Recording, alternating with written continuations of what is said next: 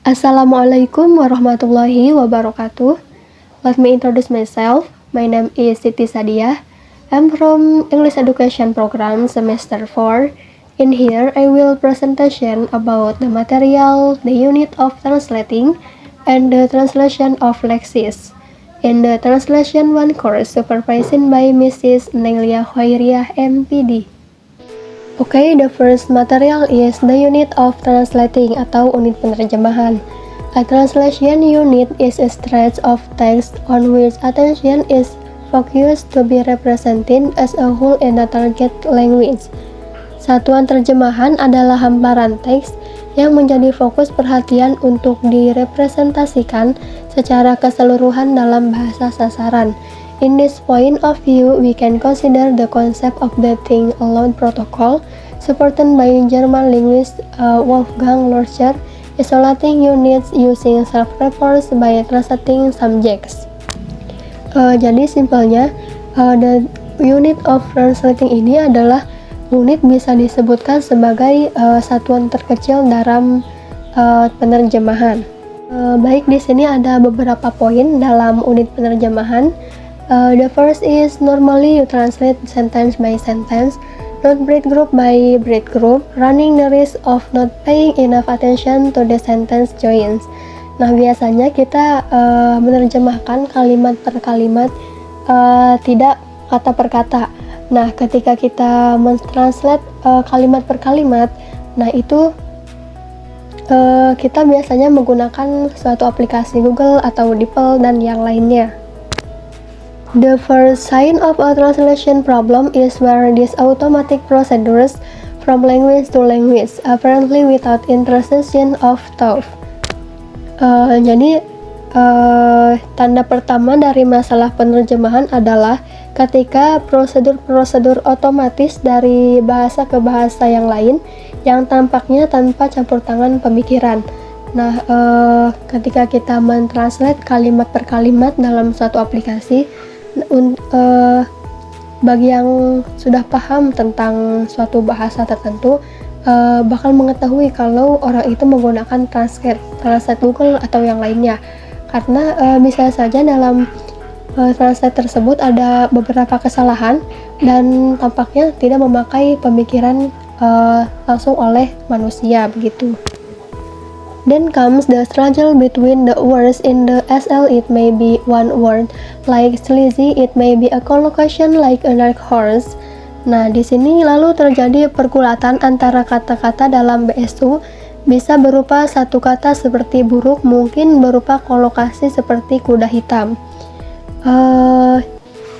It may be a structure like the country's government, who governs what. It may be a referential, cultural, or ideolectal problem in any event. The mental struggle between the SL words and the TL truth then begins. Dan perlu diketahui juga, teks yang diterjemahkan disebut teks sumber dan bahasanya disebut bahasa sumber. Nah, sedangkan teks yang disusun oleh penerjemahan disebut teks sasaran dan bahasanya disebut bahasa sasaran. Atau hasil dari kegiatan penerjemahan disebut terjemahan. Okay, the translation of Lexis. Lexis is a term in linguistics referring to the vocabulary of all language. Lexis is a Greek term meaning word or speech. The adjective is lexical. The study of lexis and the lexicon or collection of words in a language is called lexicology. The process of adding words and words patterns to the lexicon of a language is called lexicalization. Nah, di sini mengacu pada sistemik fungsional linguistik, di mana leksis diambil dari sudut pandang cara untuk memanggil. Leksis atau item leksikal adalah cara seseorang menyebut hal atau jenis fenomena tertentu. Misalnya dalam bahasa Inggris, kata-kata panggilan berbeda seperti child, children. Nah, itu dapat menghasilkan makna leksikal yang sama. However, the chief difficulties in translating are lexical, not grammatical, i.e. words, collocation, and fixed phrase or idiom. These include neologism and unfindable words, which I deal with separated. Difficulties with words are of two kinds. The first is you do not understand them, and B is you find them hard to translate.